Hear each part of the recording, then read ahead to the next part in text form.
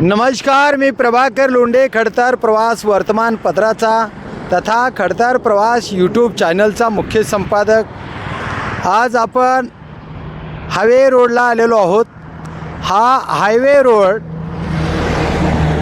श्री गणेश मंगल कार्यालय धाराशिव येथे आहे। हा रोड संभाजीनगर संभाजीनगर, तुळजापूर, सोलापूर, बीड असा हा हायवे आहे। या हायवेच्या बाजूला महावितरण कंपनीचा अजब कारभार आम्ही तुम्हाला दाखवणार आहेत। कारण महावितरण कंपनी जबाबदार कंपनी आहे आणि या कंपनीच्या माध्यमातून जे डेपी बसवले जातात, ती डेपी जर रस्त्याच्या रहदारीला आडवे येत असतील तर ती डेपी काढले पाहिजेत। तर तसं न करता महावितरण कंपनीनं अजब कारभार करून या हायवे रोडच्या बाजूला सर्व्हिस रोड जे आहे, त्या सर्व्हिस रोडच्या मध्यभागीच हा डेपो जसाना तसा आहे। हा डेपो काढलेला नाही आणि यामुळे सर्व्हिस रोडला ये जा करणाऱ्या लोकांना 100% अपघात होऊ शकतो, याची काळजी महावितरण कंपनीने केली पाहिजे। पण तसं दिसत नाही। हा जो पोल आहे, हा डेपो आहे।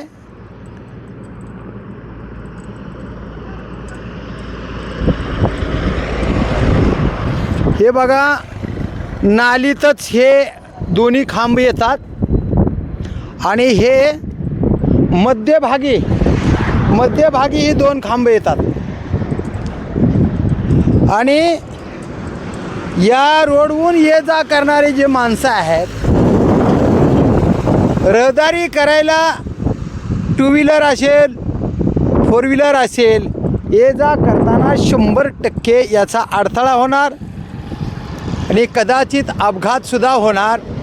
कारण हे डेपी असाच आहे आणि असेच डेपी या सर्व्हिस रोडला बऱ्यापैकी आहेत। हा पुढचा डेपी आहे बघा,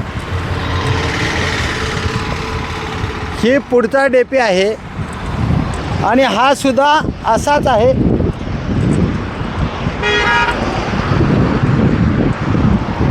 आता या भागाच्या जी या रोडच्या बाजूला प्लॉटिंग पडते, धाराशिव प्रगती करत आहे आणि या रोडवर हे डेपीचे अडथळे निर्माण होत आहेत। कदाचित या डेपीमुळे निष्पाप लोकांचा बळीसुद्धा जाऊ शकतो, अपघात होऊ शकतो। हे मोठमोठी वायरिंग दिसते, हे डेपी आहे आणि नालीतच पोल घातली, ती नालीतच पोल आहेत। हे पोल बघा नालीतच आहेत आणि हे सुद्धा काढलेलं नाही आणि हे सर्व्हिस रोडच्या मध्यभागीच आहे ही। आणि याच्यामुळे येणारं जाणारं वाहन 100% धडकू शकता। हे वायर असे उघडेच ठेवलेले आहेत। हे प्लॉटिंग आहे, हे नवीन प्लॉटिंग आणि या नवीन प्लॉटिंगमुळे या शहराची प्रगती होणार आहे। हे उघडे वायर ठेवलेत, याच्यात करंट आहे का नाही आहे हे काय माहीत नाही, पण हे उघडं आहे आणि याच्या काही वाहन जाते बघा, कशी चकली देऊन जातं वाहन, अचानक वाहन धडकू शकते ते। हे अशा प्रकारचा या महावितरण कंपनीचा गलथान कारभार आहे। तर हा जो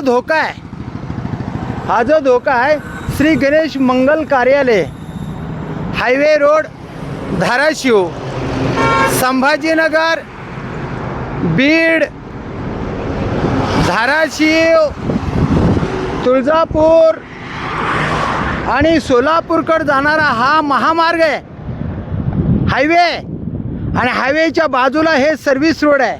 आणि सर्व्हिस रोडमध्ये मध्यभागीची डेपी असताना सर्व्हिस रोड तयार झाला आहे. म्हणजे महावितरण कंपनीनं हा डेपी का काढला नाही? काय कारण आहे याचं?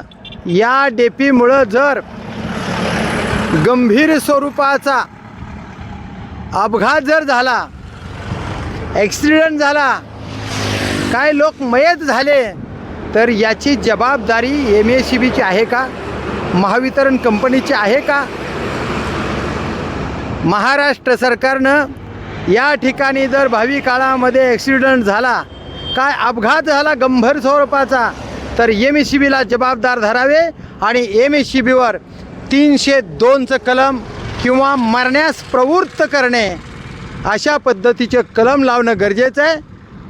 बघूया नेमकं महाराष्ट्र सरकार काय करतं ते. आणि धाराशिवचं महावितरण कंपनी हे अशी अडथळे निर्माण करणारे डेपी रस्त्यातून काढणार का नाही काढणार? इथे एक कार्यकर्ता आला, बघू काय नेमकं काय. मध्यभागी ह्या सर्व्हिस रोडच्या हे कासच ठेवले आणि याच्यामुळं जर अपघात झाला, माणसं जर मेले, तर कुणाला जबाबदार धरावं? ही तर आहेच सर मुद्दा, पण आपलं कचराकुंडीचा बी तेवढा मुद्दा उचलला तर तुम्ही लय बरं होईल. आणि कचराकुंडी जर उचलून, कारण हे किती महत्त्वाचं आहे. ही पण महत्वाचं आहे. ॲक्सिडेंटचा मुद्दा आहे. रात्रीच्या टायमाला इथून सर जाता येतं प्रॉब्लेम होते 100% शेतकऱ्याला. होय, 100% पूर्ण. आणि कसं होतंय ह्या मागचा सुद्धा डेपी तसा. उतरा की. मुरुमाच्या सुद्धा गाड्या जायला लागल्या तिथून. हा जाताना फॅमिली बरोबर आई असते आमची सोबत. हा तेव्हा काय होतंय, इथं एकच गाडी बसती हा आणि आपली गाडी घालायची म्हणल्यावर प्रॉब्लेम होते. बरोबर. आणि तुम्ही काय करता? मी शेती करतोय, कचराकुंडी समोर माझं शेत आहे. बर. आणि हे जे महावितरण कंपनीनं काढलं आता नाही, ही आपल्याला कसं यायला जायला साईड सोपी पडते. हा. पण ह्याच्यातून काय व्हायला लागले, मोठ्या गाड्या लय व्हायला लागले. हा नाही, साधे जरी येणारे वाहन असतील साधे तरी ॲक्सिडेंटला. 4 व्हीलर सुद्धा जायला लागली तर पुढे सर जागा उरत नाही आपल्याला पलीकडे बघा की. बरोबर. म्हणजे हे जागा या डेपीमुळे हे अरुंद रस्ता झाला. म्हणजे हा जो रस्ता 10-15 फूट 10-12 फुटाचा रस्ता आहे, तर या डेपीमुळं 6 फूट रस्ता रोडमध्येच आहे मध्यंतरी. तिथं बी तसंच झालंय. हां, त्या पोलचं सुद्धा तसं आहे. आणि पुन्हा हे वाटा जी सोडल्यात मध्ये, हां त्याच्यातून सुद्धा घसरण नाही सगळी. बरोबर आहे. म्हणजे चांगल्या घसरण नाही पूर्ण. बरं. बघा, मुरुम सगळं मुरुम पडलेला आहे काय रस्त्यावर. सांगाल बरं तुम्ही, काय म्हणाल ह्याच्यामध्ये? काय आता काय बोलायचं. बरं, या महावितरण कंपनीच्या बाबतीमध्ये, या गलथान कारभाराच्या बाबतीत काय बोलाल तुम्ही? काय बोलायचं आता, काय फेस करायचं दरवेळेसच आहे ती. तर पहिली वेळ नाही आपली सर. हे डेपी बऱ्यापैकी सर्व्हिस रोडवरून ये जा करणाऱ्या वाहनाला अडचण आहे. ये जा करणाऱ्या वाहनाला जर धोका झाला, अपघात झाला, ॲक्सिडेंट झाला, तर महावितरण कंपनीच जबाबदार राहील. मरण्यास प्रवृत्त करण्यात आला आम्ही MSEBच्या माध्यमातून, म्हणून त्यांच्यावर गुन्हा नोंद व्हावा.